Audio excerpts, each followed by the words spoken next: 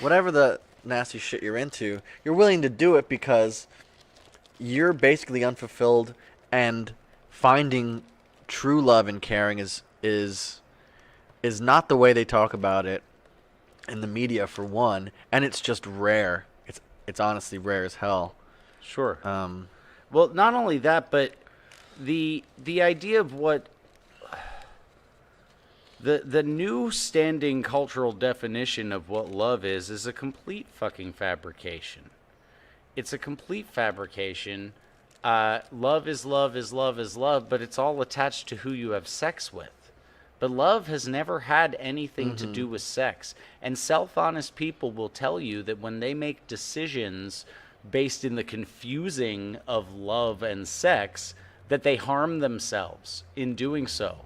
That that's a bad time. Right? Mm-hmm. So the tying together of love and sex, and that intermarriage now being part of the public notion of love, is going to do just a bang up job on destroying the concept for like the next 3 fucking generations. Because if you actually think about it, and it takes no time, most of the people you love, it would be a crime to have sex with them because they're your family. yeah. It's literally against the law to have sex with most of the people you've loved in your life. How are they the same thing? They don't have anything to do with the other.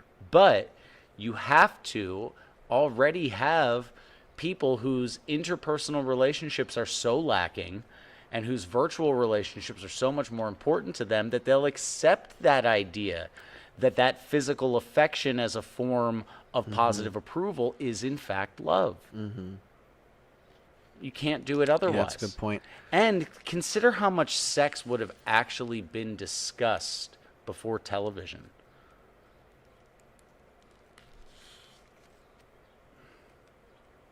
When you've got a population who the majority of which were like virgins until they got married, how much do you think sex was being discussed?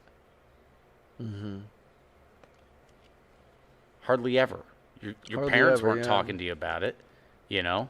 Your parents weren't talking to you about it. There was no after school special. There was no fucking health class. There was Well, no... being able to talk about the joys of sex was a form of decadence. Only the most people with the most time on their hands, or the most money, or what have you, would be able to sit down and think, how can I have better sex, as opposed to, my sex is so I can make more people, so I can grow my family. Right, and you can't separate that whole, joy of sex movement from sterile sex. Women on birth control, or men who had had vasectomies, or like swinger culture. The joy of sex arose out of swinger culture, but that was all sterile sex. Yeah. Either old school, like literal Yeah. plastic bag prophylactics, or the pill, or a shot, or whatever. I'm not going to put my... I'm not going to tell people what they should do about prophylactics or birth control in general, but think about the pill in females. What it's basically doing is making their body believe they're pregnant all the time. Is that correct?